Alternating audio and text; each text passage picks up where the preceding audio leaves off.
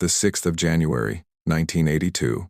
A bitter Colorado night, where the cold doesn't just bite, it punishes. Two young women stand on separate stretches of highway near Breckenridge, thumb out, breath visible in the frozen air. Neither one knows the other exists. Annette Schnee, 21 years old, just trying to get home. Barbara Oberholtzer, 29. Needing a ride she'd never finish. Strangers, different lives, different reasons for being out there in the dark. But they had one thing in common. They were both about to get into the same vehicle. With the same man. A man who had no intention of letting either one of them reach their destination. By morning, both women would be gone, vanished without a trace. No witnesses, no answers, just two families plunged into a nightmare that would stretch across 4 decades. For 39 years, their killer walked free, moved between states, lived a life, while Annette and Barbara's families lived in agony, waiting for a name, waiting for justice. Then, in 2021, science caught up to him. Genetic genealogy, a breakthrough that sounds like science fiction, finally pulled his name out of the shadows. Alan Lee Phillips. A man with ties to Alabama. A man who thought he'd gotten away with it, but here's the twist that'll haunt you. By the time authorities came knocking, Phillips made sure no one would ever hear his side of the story. This is the case of the Breckenridge Hitchhiker murders, 2 lives stolen in one night, 40 years of silence, and a resolution that left everyone asking, is this really justice? Before we dive in, do me a favor, hit that subscribe button and turn on notifications. Cases like this take hours to research and piece together, and your support keeps these stories alive. Annette and Barbara deserve to be remembered. Let's make sure they are. Now, let's go back to that frozen night in 1982. Breckenridge, Colorado, 1982. If you've never been, picture this. A mountain town tucked into Summit County at 9,600 feet above sea level. Snow-capped peaks, winding roads, the kind of place that looks like it belongs on a postcard. But in the early 80s, Breckenridge wasn't the polished ski resort destination it is today. It was grittier, rougher around the edges. A town in transition. The ski industry was booming, sure. Tourists flooded in every winter with their brand new gear and fat wallets.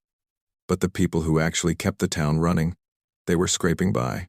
Seasonal workers, drifters, folks chasing powder and paychecks in equal measure. Rent was high, wages were low. Most people worked 2 or 3 jobs just to make it through ski season. You worked the slopes during the day, tended bar at night, and crashed wherever you could find a couch or a cheap room. And if you didn't have a car, you hitchhiked. That wasn't unusual back then. It wasn't some reckless decision people made lightly. It was just how you got around. Gas was expensive. Cars broke down in the mountain cold. Public transportation was practically non-existent in rural Colorado. So you stuck your thumb out and trusted that whoever stopped was just another person trying to get from point A to point B. Hitchhiking was woven into the fabric of life in places like Breckenridge, especially in the winter, especially in a town where half the population was transient, constantly moving, working odd hours, living paycheck to paycheck. It was normal, until it wasn't. The 6th of January, 1982, was brutal. Even by Colorado standards, temperatures plummeted below zero. The kind of cold that seeps through your jacket, your boots, your gloves. The kind that makes your lungs ache when you breathe. The roads were slick with ice. Snow piled high on either side of Highway 9, the main artery connecting Breckenridge to the surrounding towns. Visibility was rough. Darkness came early, the way it always does in the mountains during winter. And in that cold, in that darkness, people still needed to move. Annette Schnee needed a ride home. Barbara Oberholtzer needed to get somewhere safe. Neither of them had a car. Neither had another option. So they did what everyone did. They hitchhiked. Now, here's the thing people forget when they look back at cases like this. Hindsight makes everything seem obvious. It's easy to sit here in 2025, with decades of true crime documentaries and cautionary tales drilled into our heads, and think, how could anyone get into a stranger's car? But in 1982, it was just life. You didn't have a cell phone to call an Uber. You didn't have GPS tracking so your friends knew where you were.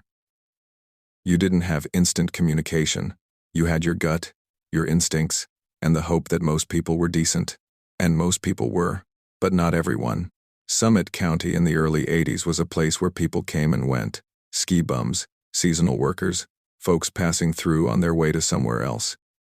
Transience wasn't just common, it was the norm. That made it the perfect hunting ground for someone with bad intentions. Because in a town where half the population wasn't from there, where faces changed every season, where people moved in and out constantly, it was easy to blend in, easy to be nobody, easy to disappear. And if you were someone with a vehicle, someone who could offer a ride on a freezing night, you had power, you had access, you had opportunity. Annette and Barbara had no way of knowing that on the 6th of January, 1982, that opportunity would cost them everything. Before we go any further, I want to hear from you. Where are you watching from? Drop your location in the comments. This case spans from Colorado to Alabama, and I'm always curious where these stories reach. Plus, it helps me know what kind of cases to cover next. All right, let's talk about the two women who became victims that night. Because before they were headlines, before they were case files, they were real people. With real lives, real families, real dreams, and they deserve to be remembered as more than just names in a cold case. Annette Schnee, 21 years old, dark hair, bright smile, the kind of person who lit up a room without even trying. Annette K. Schnee was born and raised in New Jersey, but like so many young people in the early 80s, she'd been drawn west, drawn to the mountains, drawn to the freedom and adventure that places like Colorado represented. She wasn't running from anything. She was running toward something, a life on her own terms. Annette had moved to Breckenridge to work at a local bar called The Flipside. It was the kind of dive that catered to locals and seasonal workers, not tourists. The tips weren't great, but the atmosphere was laid back, and Annette fit right in. She was independent, strong-willed, the kind of woman who didn't wait around for life to happen to her. If she wanted something, she went after it. If she needed to get somewhere, she figured it out. Her family back in New Jersey adored her. She was the adventurous one, the free spirit, the daughter who called home with stories about skiing, mountain living, and all the wild characters she'd met out west.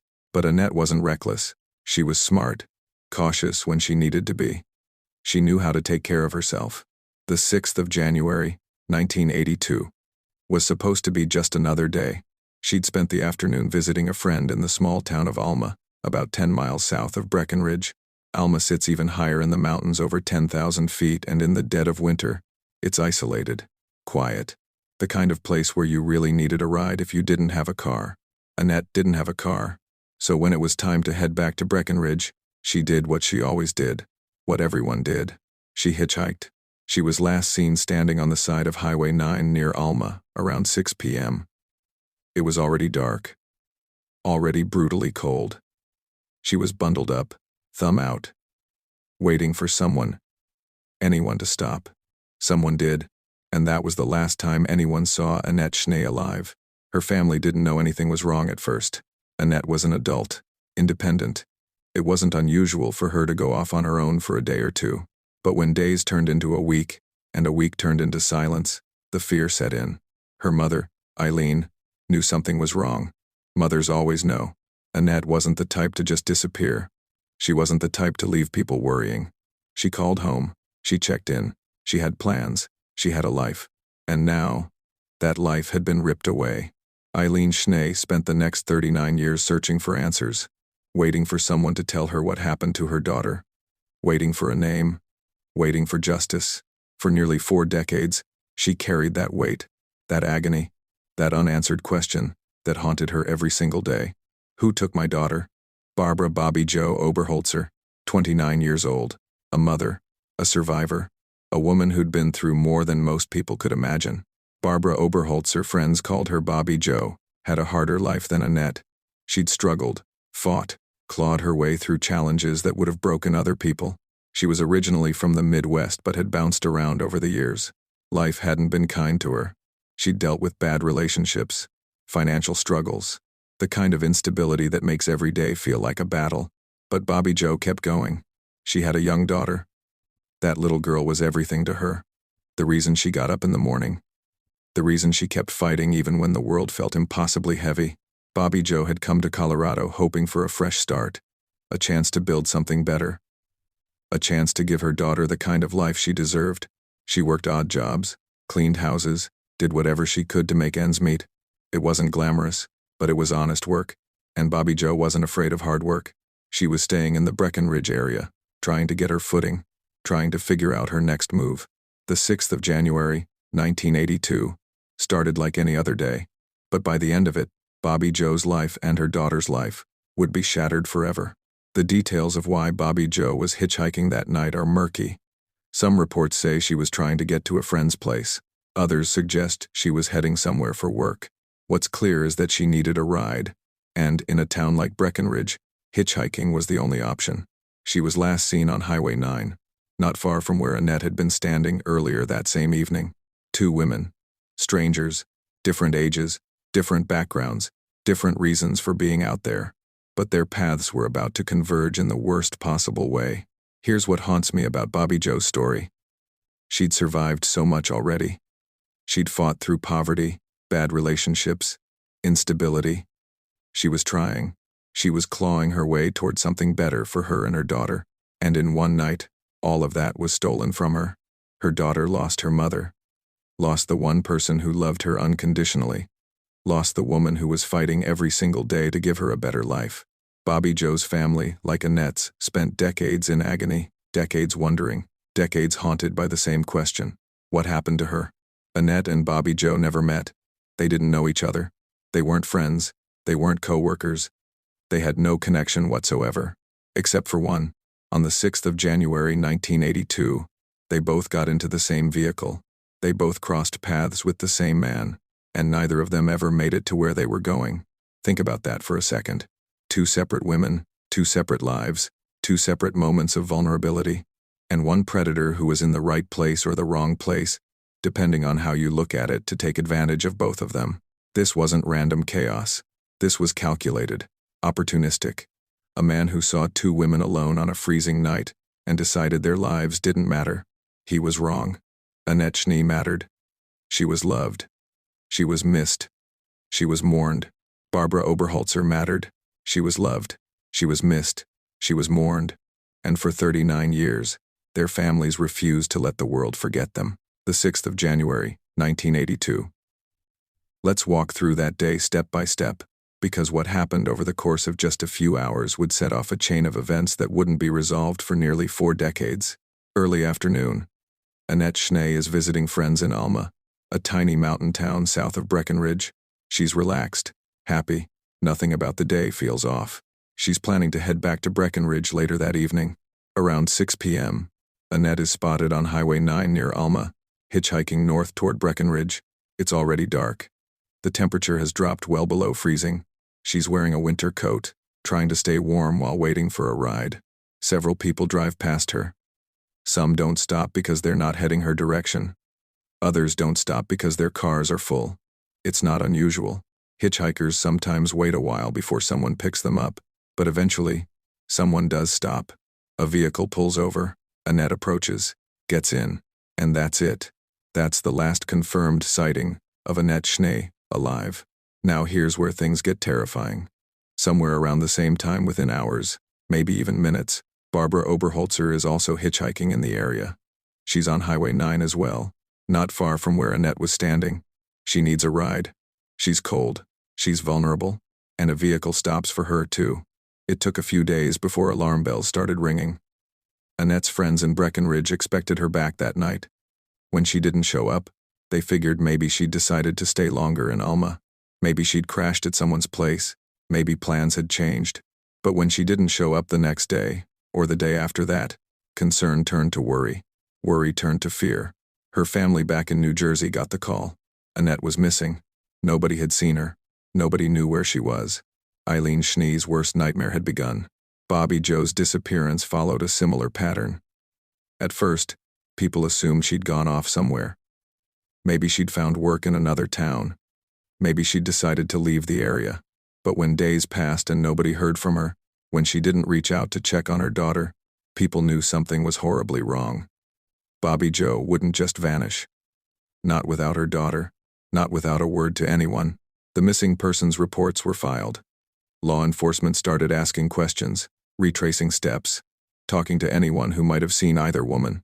And that's when the pieces started to come together. 2 women, Both missing. Both last seen hitchhiking on Highway 9 on the same day, within hours of each other. Was it a coincidence? At first, investigators weren't sure. Breckenridge was full of transient people. It wasn't unheard of for someone to just pick up and leave without telling anyone. But the more they dug, the less that theory held up. Annette had a job, friends, plans. She wasn't the type to just disappear. Bobbi Jo had a daughter. She was fighting to build a life for that little girl. She wouldn't abandon her. Something had happened to them. And the fact that they'd both been hitchhiking in the same area, on the same night? That couldn't be ignored. Breckenridge was a small town. Word traveled fast. When people heard that two women had gone missing on the same night, the fear was immediate, palpable. Who did this? Was it someone local? Someone passing through? Was there a predator living among them? Parents started warning their kids. Women stopped hitchhiking alone. The carefree, trusting vibe that had defined the mountain town began to crack, because if Annette and Bobbi Jo could vanish without a trace, it could happen to anyone. Law enforcement set up search parties. Volunteers combed the mountains, the forests, the back roads. They were looking for anything, a clue, a piece of clothing, a body. Days turned into weeks turned into months, and still, nothing. Imagine being Annette's mother. Waking up every single morning not knowing if your daughter is alive or dead. Not knowing if she's suffering somewhere. Not knowing if you'll ever see her again. Imagine being Bobbi Jo's daughter, growing up without your mom, growing up with questions nobody can answer, growing up haunted by the unknown. The families were trapped in a nightmare with no resolution, no closure, no answers, just silence. And in that silence, the fear grew, the anger grew, the desperation grew. Somebody out there knew what happened. Somebody had seen something. Somebody had answers. But who? Before we go any further, do me a favor, hit that like button if you're following along. Cases like this require deep dives into archives, court records, and family interviews. Your support keeps these stories from being forgotten. And drop a comment with your theories so far. What do you think happened? What clues stand out to you? Also, I'm curious, what time is it where you're watching this? I love knowing when and where these stories reach people. Drop the time in the comments. Alright, let's move forward, because the waiting, it was about to get so much worse. The discoveries that were coming would confirm everyone's worst fears. Months passed. The snow kept falling. Winter gave way to spring. The search parties eventually stopped. Life in Breckenridge slowly returned to normal, even though two families were living in absolute hell. Then, on the 6th of April 1982, exactly 3 months after the disappearances, a group of workers were clearing snow and debris near Hoosier Pass, a high mountain pass about 11 miles south of Breckenridge. They found Annette. Her body was partially buried in snow, hidden off the side of the road in a remote area that most people would never venture into. She'd been there the entire time. Through the bitter cold, through the storms, through all those search parties that had combed the area. She'd been shot. Multiple times. The news hit the community like a freight train. The worst fears had been confirmed. Annette Schnee wasn't missing. She was dead, murdered, left in the snow like she didn't matter. Her family was devastated. Eileen Schnee had spent 3 months holding on to hope. Hope that maybe Annette had amnesia. Hope that maybe she'd wandered off and would come home. Hope that maybe, somehow, this would have a different ending. That hope died on the 6th of April 1982. But the nightmare wasn't over. Because now investigators had another question. Where was Barbara Oberholtzer? If Annette had been murdered, if the theory about a single killer picking up both women was correct, then Bobbi Jo had to be out there somewhere too. The search intensified. Authorities focused on areas near where Annette had been found. They scoured the mountains. They checked every back road, every trail, every possible dump site. And then, 6 weeks later, on the 24th of May 1982, they found her. Barbara's body was discovered in a completely different location near the town of Alma, several miles from where Annette had been found. She'd also been left off the side of a road, hidden from view, discarded like trash. She'd been shot too, just like Annette. 2 women, 2 separate dump sites, same method, same brutality, same callousness. There was no doubt now. This was the work of one person. One killer, who'd picked up both women on the same night and murdered them both. The forensic evidence told a story, but it was incomplete. This was 1982. DNA technology was in its infancy. CSI teams didn't have the tools they have today. No genetic databases, no advanced DNA matching, no familial genealogy. But investigators did collect evidence: blood samples, fibers, bullets, shell casings. They documented everything they could. They took photos. They interviewed anyone who'd been in the area that night. The bullets that killed both women came from the same weapon, a .38 caliber handgun. That confirmed what they already suspected. One killer, one gun, two victims. They believed the murders happened shortly after the women got into the vehicle. There were no signs of prolonged captivity, no evidence they'd been held somewhere before being killed. This wasn't a torture scenario. This was quick, efficient, cold. Whoever did this picked them up, drove them to remote locations, shot them, and left. That level of detachment, that kind of violence, it pointed to someone who'd done this before, or someone who had no problem doing it again. The reality set in hard for both families. Annette and Bobbi Jo were gone. Murdered for no reason other than being in the wrong place at the wrong time. Their lives stolen by someone who saw an opportunity and took it. Annette Schnee buried her daughter. Bobbi Jo's daughter lost her mother forever. 2 funerals. 2 graves. 2 families. Shattered. And the killer? Still out there. Still free. Still unknown. The question that haunted everyone was simple. Who? Who would do this? Who would pick up 2 innocent women and kill them in cold blood? Who would leave their bodies in the snow like they were nothing? Summit County law enforcement vowed to find answers. They set up a task force. They followed every lead.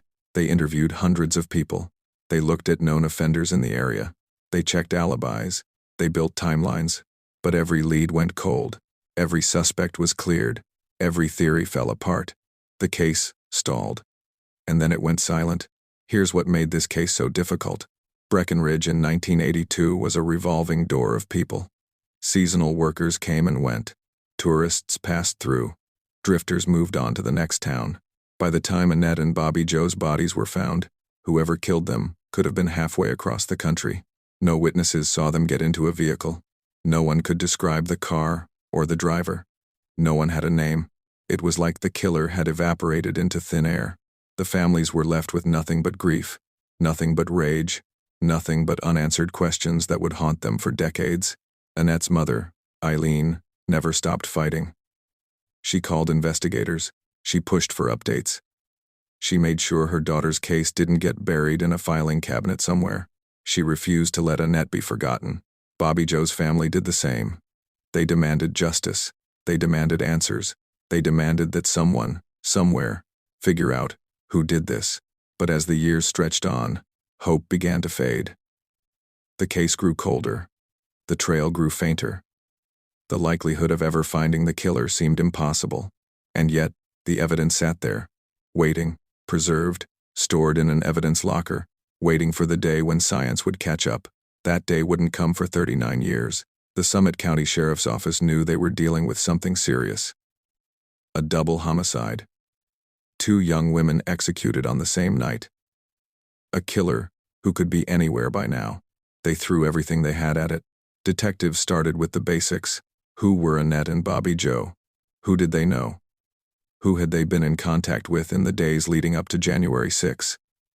Were there any connections between them? Any shared acquaintances? Any overlap in their social circles? The answer was no. Annette and Bobbi Jo didn't know each other. They'd never met. They had no mutual friends. They worked in different places. They lived in different circles. The only thing connecting them was Highway 9 and the man who picked them up. That told investigators something crucial. This wasn't personal. This wasn't about a grudge or a relationship gone wrong. This was opportunistic, a predator who saw 2 vulnerable women and took advantage. The detectives interviewed everyone they could find: friends, co-workers, people who'd been at the bars that night, people who'd been driving on Highway 9, anyone who might have seen something, anyone who might have noticed a vehicle stopped on the side of the road. They got bits and pieces. A few people remembered seeing Annette hitchhiking. A couple of drivers recalled passing her but not stopping. One person thought they saw a vehicle pulled over near where she'd been standing, but they couldn't describe it, couldn't give a make or model, couldn't say what color it was. Memory is tricky like that. especially when you're driving past something in the dark and you don't think twice about it. It's only later, when you're being interviewed by police, that you realize you might have seen something important. But by then, the details are fuzzy, unreliable. Same thing with Bobbi Jo. A few vague sightings, a few possible vehicles, but nothing concrete, nothing investigators could actually use. The forensic side of the case was slightly more promising.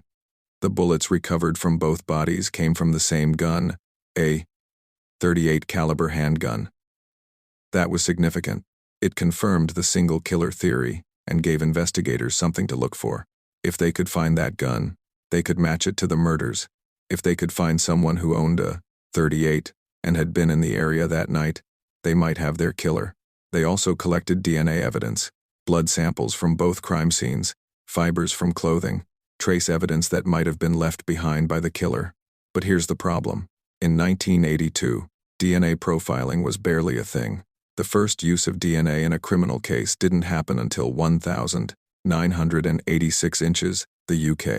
In 1982, law enforcement was still relying on blood typing, fingerprints, and witness testimony.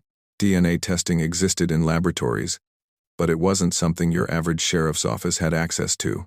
So they stored the evidence, cataloged it, preserved it, hoping that one day, science would catch up. Investigators also started looking at suspects. Anyone with a history of violence against women. Anyone with a criminal record. Anyone who'd been in Summit County around that time, and then left shortly after. They looked at local men who fit the profile. Men who drove vehicles. Men who had access to firearms. Men who had no solid alibi for January 6. They interviewed dozens of them, cleared most of them. A few looked promising for a while, but nothing stuck. No physical evidence, no witnesses placing them with the victims, no confessions. They expanded the search beyond Breckenridge. Maybe the killer wasn't local. Maybe he was just passing through. Maybe he was a trucker, a drifter, someone who moved from place to place. That opened up a whole new nightmare. If the killer wasn't tied to the area, if he was transient, the pool of suspects became massive. Tens of thousands of people could have been driving through Summit County on the 6th of January 1982. How do you track that? How do you narrow it down? How do you even begin? The task force worked the case for months. They generated hundreds of pages of reports. They followed every lead, no matter how small. They pursued every possible angle, but every path led to a dead end. Every theory fell apart under scrutiny. Every suspect was eliminated. The brutal truth was this: without witnesses, without physical evidence that pointed to a specific person, without a confession, they had nothing. And the killer knew it. Whoever he was, wherever he was, he knew he'd gotten away with it. By 1983, the case was still open, but the active investigation had slowed. Detectives moved on to other cases. The task force was disbanded. The evidence was filed away. Annette and Bobbi Jo's murders became what every detective hates: a cold case. But cold doesn't mean forgotten. The families refused to let that happen. Annette Schnee kept calling, kept asking, kept pushing. She wanted answers. She deserved answers. Her daughter deserved justice. Bobbi Jo's family did the same. They wouldn't let her be just another statistic, just another unsolved murder that fades into obscurity. And law enforcement didn't forget either. Every few years, a new detective would pull the file, review the evidence, see if anything had been missed, see if any new technology could help. But year after year, the answer was the same. Not yet, not enough, not possible. The frustration was unbearable. Knowing that somewhere out there, a killer was living his life. Maybe he'd killed again. Maybe Annette and Bobbi Jo weren't his only victims. Maybe he was still out there, still hunting, still getting away with it. Or maybe he'd stopped. Maybe he'd moved on. Maybe he'd never been caught for anything else. Either way, he was free. And that was unacceptable. The remote location of the crimes didn't help. Colorado's mountains are vast, endless, easy to hide in, easy to disappear into. If the killer knew the area, if he knew the back roads, he could have dumped those bodies and been long gone before anyone even knew the women were missing. And the transient population made things worse. Breckenridge in the early 80s was full of people who were there one season and gone the next. Tracking them down years later? Nearly impossible. It was the perfect storm for an unsolved case, the perfect conditions for a killer to get away with murder. And for 39 years, that's exactly what happened. 39 years is a long time. Think about that for a second. 39 years of not knowing. 39 years of waking up every morning with the same questions. 39 years of watching other cases get solved while yours sits in a file cabinet collecting dust. That's what the families of Annette Schnee and Barbara Oberholtzer endured. The 1,980 seconds passed. The evidence sat in storage. Technology advanced, but not enough. DNA profiling became a thing in criminal investigations, but it required a suspect to test against. You couldn't just run DNA through a database and get a name. Those databases didn't exist yet. The 1,990 seconds came. CODIS, the Combined DNA Index System, was established. Now law enforcement could compare DNA from crime scenes to DNA from convicted offenders. It was a breakthrough. Cold cases all over the country started getting solved. Summit County investigators pulled the Schnee-Oberholtzer file. They submitted the DNA evidence to the database. They waited for a hit. Nothing. Whoever killed Annette and Bobbi Jo either wasn't in the system or hadn't been arrested for anything that required a DNA sample. Another dead end. The case went back into storage. Every few years, someone would take another look. A new detective would get assigned to cold cases. They'd review the file, read through the witness statements, look at the evidence, see if fresh eyes could spot something the original investigators missed. But there was nothing to miss. The original investigation had been thorough. The problem wasn't that detectives had screwed up. The problem was that they simply didn't have enough to go on. No witnesses, no vehicle description, no murder weapon recovered. DNA that didn't match anyone in the system. It was maddening. Annette Schnee never stopped fighting. She called the sheriff's office every year on the anniversary of Annette's death. She attended vigils. She talked to reporters. She did everything she could to keep her daughter's name in the public eye, because that's what families of cold case victims do. They fight. They refuse to let their loved ones be forgotten. They refuse to let the case go cold in the public's mind, even if it's cold in the evidence room. Bobbi Jo's family did the same. They advocated. They pushed. They reminded investigators that somewhere out there, a killer was still free. And the emotional toll? It was crushing. Grief doesn't have an expiration date. You don't just get over losing someone to murder, especially when the person who did it is never caught, especially when you don't have answers, especially when justice feels impossible. Annette Schnee spent decades living in that hell, watching her daughter's case get older, watching leads dry up, watching hope fade, but she never gave up. The 2000s arrived. DNA technology kept improving. Forensic genealogy started becoming a thing, though it wasn't widely used yet. Investigators could now test smaller samples. They could extract DNA from evidence that had been too degraded before. Summit County pulled the file again. They retested the evidence using newer methods. They got a cleaner profile, a more complete genetic blueprint of the killer. But still, no match in CODIS. Still, no name. The killer remained a ghost. Meanwhile, the community hadn't forgotten either. In Breckenridge, people still talked about the case. Older residents remembered when it happened. They remembered the fear, the searches, the funerals. Newer residents learned about it through local history, through news articles, through the vigils that were held. Every January 6, 2 young women murdered on the same night.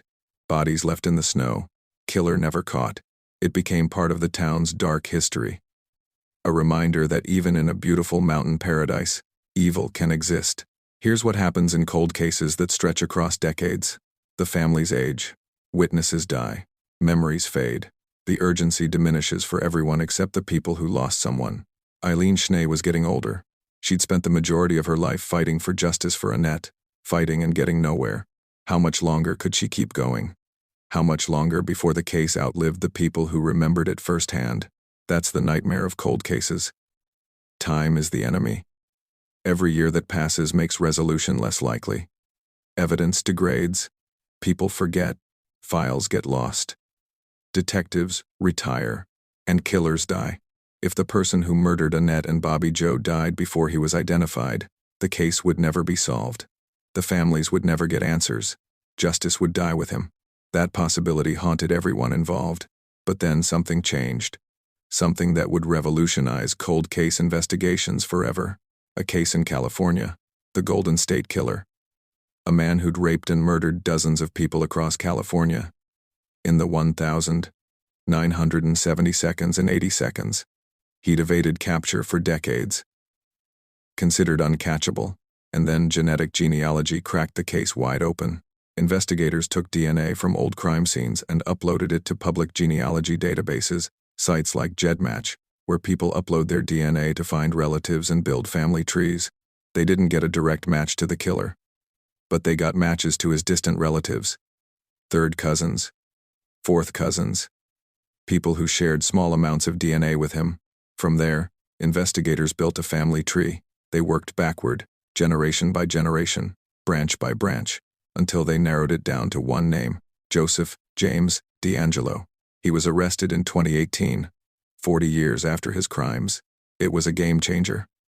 Suddenly, cold cases that seemed impossible to solve had a new avenue, a new hope, and Summit County investigators took notice. By 2019, the technology was being used more widely. Law enforcement agencies across the country were revisiting cold cases with genetic genealogy in mind. If it worked for the Golden State Killer, maybe it could work for other cases. Maybe it could work for Annette Schnee and Barbara Oberholtzer.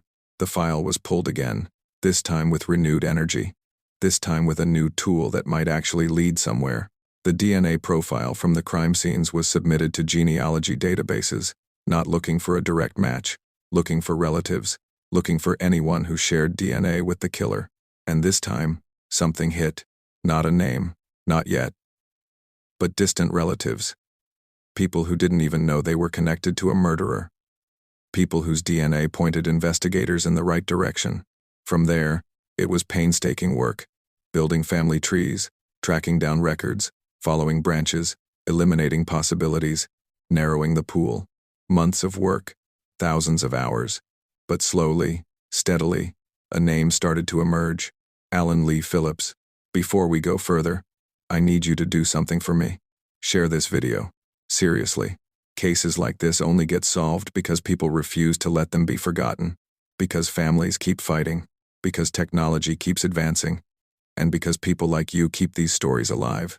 Also, hit that subscribe button if you haven't already. I cover cases like this every week, and your support makes it possible. And one more thing, what's the weather like where you are today? I know that's random, but I love hearing from you all. Drop a comment and let me know. All right, let's talk about Alan Lee Phillips, the man who'd been hiding in plain sight for 39 years. Alan Lee Phillips. A name that meant nothing to most people. A name that had never come up in the original investigation. A name that had been living quietly, freely, for nearly 4 decades while 2 families suffered. But in 2021, that name finally surfaced. And everything changed. Let's talk about how genetic genealogy actually works, because it's wild. It sounds like science fiction, but it's very real, and it's solving cases that were considered unsolvable. Here's the basic idea. Everyone's DNA is a blueprint. Half from your mother, half from your father. That DNA gets passed down through generations. Your third cousin shares a tiny percentage of DNA with you because you both had the same great-great-grandparents. When you upload your DNA to a genealogy site like GEDmatch or Family Tree DNA, you're essentially making your genetic information searchable. People use these sites to find relatives they didn't know existed, to build family trees, to learn about their ancestry. But here's what most people don't realize. Law enforcement can use those same databases. If they have DNA from a crime scene, they can upload it and search for matches, not direct matches, but relatives, people who share small amounts of DNA with the perpetrator. From there, it becomes detective work, old-school genealogy combined with cutting-edge science. Investigators build family trees. They look at birth records, marriage records, census data. They follow branches. They eliminate people who don't fit the profile. Wrong age, wrong location, wrong gender.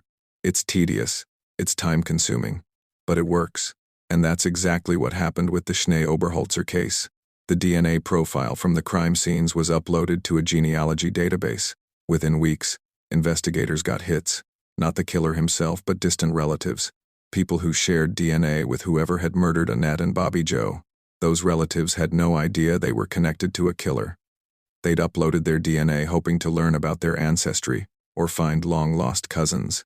They had no clue their genetic information would help solve a 39-year-old double homicide. But it did. Investigators started building the family tree, working backward, generation by generation. They identified common ancestors. They tracked down descendants. They mapped out entire family lines. It took months, thousands of hours. But slowly, the tree started to narrow. Branches were eliminated. Names were crossed off. The pool of possible suspects got smaller and smaller, and then, one name stood out. Alan Lee Phillips, born in 1953. He would have been 28 years old in January 1982. The right age. The right build. And here's the kicker. He had connections to Colorado. He'd lived in the area. He'd been there during the time of the murders, but he'd also moved around, a lot. After 1982, he'd lived in multiple states, including Alabama. That transient lifestyle? That's exactly what investigators had suspected all along. Someone who wasn't tied to Breckenridge. Someone who could commit a crime and disappear into the next state without anyone noticing. Phillips fit the profile perfectly, but having a name wasn't enough. They needed confirmation. They needed to prove that Alan Lee Phillips was the man who'd killed Annette Schnee and Barbara Oberholtzer. So they did what any good investigator does. They verified. They tracked down Phillips's movements in 1982. Where was he living? What was he driving? Could he have been on Highway 9 on January 6? The answer to all of those questions was yes. Phillips had been living in the Summit County area in early 1982. He'd left shortly after the murders, moved out of state, never came back. That wasn't just suspicious, that was damning. But they still needed DNA confirmation. They needed a direct match, not just a family tree. Here's where it gets tricky. Phillips was still alive in 2021. But you can't just walk up to someone and demand their DNA without probable cause. So investigators had to be smart about it. They started looking for ways to obtain Phillips' DNA without tipping him off. Discarded items, trash, anything he might have touched and thrown away. It's called abandoned DNA. And it's legal for law enforcement to collect. But before they could execute that plan, they got a break. Phillips had been arrested years earlier for an unrelated offense in another state, and when he was arrested, his DNA had been collected and entered into a database that, for whatever reason, hadn't matched to the Colorado murders until now. Investigators pulled that DNA sample, compared it to the DNA from the Schnee-Oberholtzer crime scenes. Perfect match. Not close. Not similar. Perfect. Alan Lee Phillips was the man who'd murdered Annette Schnee and Barbara Oberholtzer on the 6th of January 1982. The moment investigators confirmed the match, everything moved fast. Arrest warrants were issued. Phillips was charged with 2 counts of first-degree murder. After 39 years, the families finally had a name, finally had answers. Eileen Schnee got the call. The call she'd been waiting for since 1982. The call that told her they'd found him. They knew who killed her daughter. She was 86 years old. She'd spent 39 years fighting for this moment. 39 years of not knowing. 39 years of pain and frustration, and unanswered questions. And now, finally, she had a name. Bobbi Jo's family got the same call. The same relief mixed with rage. Relief that the case was solved. Rage that it took so long. Rage that Phillips had lived freely for nearly 4 decades while their loved one was in the ground. So who was Alan Lee Phillips? What kind of man murders 2 innocent women and then just lives his life? Investigators started digging into his background, and what they found was unsettling. Phillips had lived a relatively quiet life after leaving Colorado. He'd worked various jobs, moved from state to state, kept a low profile. He'd had a few run-ins with the law, minor stuff. Nothing violent, but nothing that would have flagged him as a killer. He'd never been connected to any other murders. No other cold cases matched his DNA. As far as investigators could tell, Annette and Bobbi Jo were his only victims. But that raised questions. Why them? Why that night? Was it truly opportunistic? Or had he done this before, and just never been caught? Those questions might never be answered. Because by the time investigators had enough evidence to arrest him, Alan Lee Phillips made sure no one would ever hear his side of the story. When authorities went to arrest Phillips in 2021, he wasn't there. They tracked him to a residence, but he'd already fled. He knew they were coming. Maybe he'd seen the news. Maybe someone had tipped him off. Maybe he'd just sensed it. A manhunt began. Multi-state search. Every law enforcement agency in the region was looking for him, but they never found him alive. On the 17th of September 2021, Alan Lee Phillips was found dead. He'd taken his own life, a single gunshot wound. He'd chosen to end it on his own terms rather than face justice in a courtroom. And just like that, the case was closed, but not resolved. Not really. The families were devastated. Yes, they had answers. Yes, they knew who killed their loved ones. But they'd been robbed of the trial. Robbed of the chance to look him in the eye and ask why. Robbed of the chance to hear a guilty verdict read aloud in a courtroom. Annette Schnee had waited 39 years to see the man who murdered her daughter face justice. And he'd stolen that from her too. Bobbi Jo's family felt the same. They wanted him to answer for what he'd done. They wanted him to spend the rest of his life in prison. They wanted him to suffer the way they'd suffered. Instead, he got to decide when and how his life ended. He got the easy way out. That's not justice. Not completely, but it was something. It was a name. It was confirmation. It was proof that Annette and Bobbi Jo hadn't been forgotten. That their lives mattered. That someone had fought for them until the very end. Genetic genealogy had done what traditional police work couldn't. It had reached back across 39 years and pulled a killer out of the shadows. It had given two families the answers they'd been desperate for, and it proved something important. Cold cases aren't hopeless. Technology keeps advancing. Science keeps improving. Cases that seemed unsolvable 10 years ago are being solved today. If you're the family of a cold case victim, that's hope. That's a reason to keep fighting. That's a reason not to give up. Because you never know when the breakthrough will come. The 17th of September 2021. The day Alan Lee Phillips decided he wouldn't face the consequences of what he'd done. The families learned the news within hours. After waiting 39 years for justice, after finally getting a name and charges filed, they were told the man who murdered their loved ones was dead. Gone. No trial. No testimony. No chance to look him in the eye and demand answers. Just silence. Again. Annette Schnee's reaction was complicated. She'd spent nearly 4 decades waiting for this moment.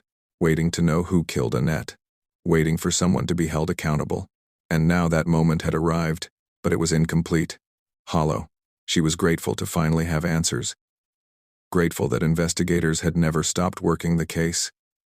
Grateful that advancing technology had made it possible to identify Phillips when traditional methods had failed. But she was also angry, furious, even. Because Phillips had robbed her of closure. He'd taken the coward's way out.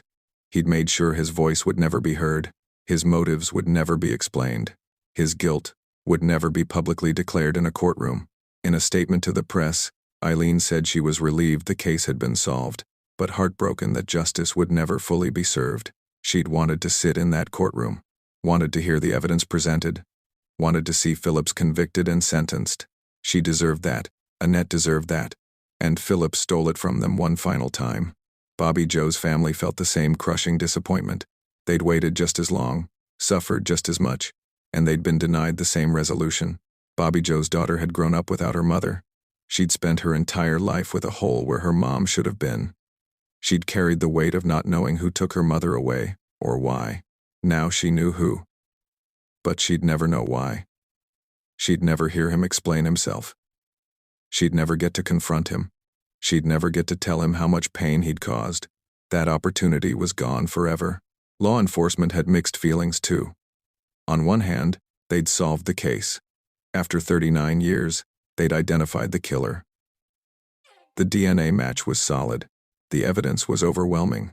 If Phillips had gone to trial, conviction was virtually guaranteed. But without a trial, there's no official guilty verdict. No public declaration of guilt. No judge handing down a sentence.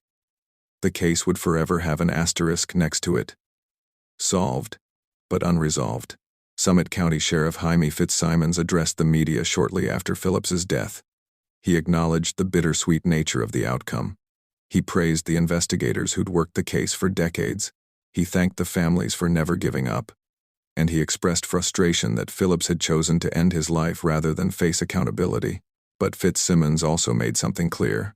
Alan Lee Phillips was guilty. The evidence proved it beyond any doubt. Even though there would never be a trial, even though a jury would never deliver a verdict, the truth was known. Alan Lee Phillips murdered Annette Schnee and Barbara Oberholtzer on the 6th of January 1982. And now the world knew it. The legal side of the case closed quickly. With Phillips dead, there was no one to prosecute. The charges were dismissed. The case file was marked, solved, and that was it. But for the families, it wasn't over. It would never be over. You don't just move on from losing someone to murder. You don't just file it away and forget about it because the killer's been identified. Grief doesn't work that way. Trauma doesn't work that way. Eileen Schnee had spent 39 years living with the pain of not knowing. And now she'd spend the rest of her life living with the pain of incomplete justice. Bobbi Jo's daughter would carry the same burden. She had answers, but no closure. She knew who killed her mother, but she'd never understand why. Those questions, why Annette, why Bobbi Jo, why that night, would haunt them forever. There's something deeply unsatisfying about cases that end this way. The good guy doesn't win. The bad guy doesn't face punishment. There's no courtroom drama, no emotional testimony, no sentence handed down, just a name and a death. And yet, in some ways, it was still a victory. Because for 39 years, Alan Lee Phillips thought he'd gotten away with it. For 39 years, he lived freely, while two families suffered. For 39 years, he believed he was untouchable. And then, science caught up to him. Genetic genealogy pulled him out of obscurity and dragged his name into the light. It exposed him. It proved what he'd done. It made sure the world knew he was a murderer. He couldn't escape that. He couldn't deny it. He couldn't spin a story or claim innocence. The DNA didn't lie, so he took the only escape route left. And in doing so, he confirmed his guilt more loudly than any confession ever could. The case sent ripples through the cold case community. Investigators across the country took notice. If genetic genealogy could solve a 39-year-old case with minimal evidence, what else could it solve? Dozens of cold cases were reopened. DNA evidence that had been sitting in storage for decades was suddenly relevant again. Families who'd lost hope started feeling hopeful. Detectives who'd retired without solving their biggest cases started seeing breakthroughs. Annette and Bobbi Jo's case became a reference point, a proof of concept, a reminder that no case is truly unsolvable. It just might take time. It might take new technology. It might take decades. But justice is still possible. In Breckenridge, the community held a vigil after the case was solved.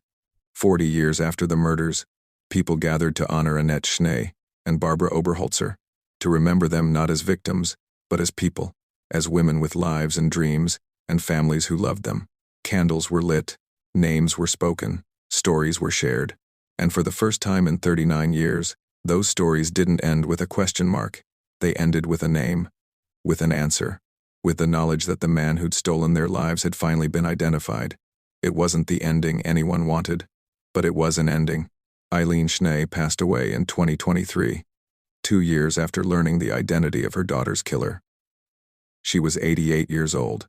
She'd spent the final years of her life knowing who murdered Annette, even if she never got to see him convicted. Her obituary mentioned her tireless fight for justice, her refusal to let Annette be forgotten, her strength in the face of unimaginable loss. She'd carried that fight for 39 years, and in the end, she won. Not completely, not perfectly, but she won. Annette's killer had been identified. The world knew his name, and Annette's memory had been honored. That mattered. It had to matter. Let's talk about what this case teaches us. Because it's not just a story about 2 murders in 1982. It's a story about how society has changed, how technology has evolved, and how justice, even when delayed for decades, can still matter. First, the hitchhiking culture. If you're young, if you didn't live through the 70s and 80s, it's hard to understand just how normal hitchhiking was. It wasn't seen as dangerous. It wasn't something only reckless people did. It was transportation. It was how you got around if you didn't have a car or money for gas. Parents hitchhiked. College students hitchhiked. Working people hitchhiked. It was woven into the fabric of everyday life, especially in rural areas and small towns like Breckenridge. But cases like this changed that.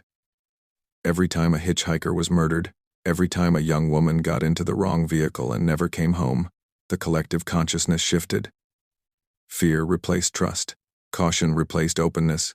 By the 90s, hitchhiking had become taboo. Something only desperate people did. Something parents warned their kids never to do.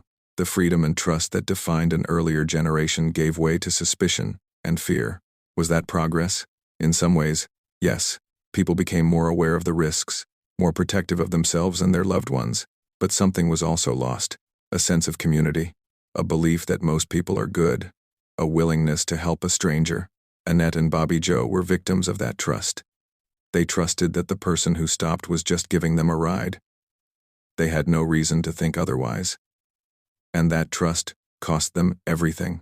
Second, the investigative side. This case is a masterclass in persistence. The original investigators did everything right. They collected evidence. They interviewed witnesses. They followed leads. They built timelines. They didn't give up. But they didn't have the tools. They didn't have the technology. DNA profiling was in its infancy. Genetic genealogy didn't exist. Databases were limited. Computers were barely used in law enforcement. Fast forward to 2021, and suddenly those limitations were gone. The same evidence that sat useless for 39 years became the key to solving the case. Not because investigators in 1982 did anything wrong, but because science finally caught up. That's the lesson here.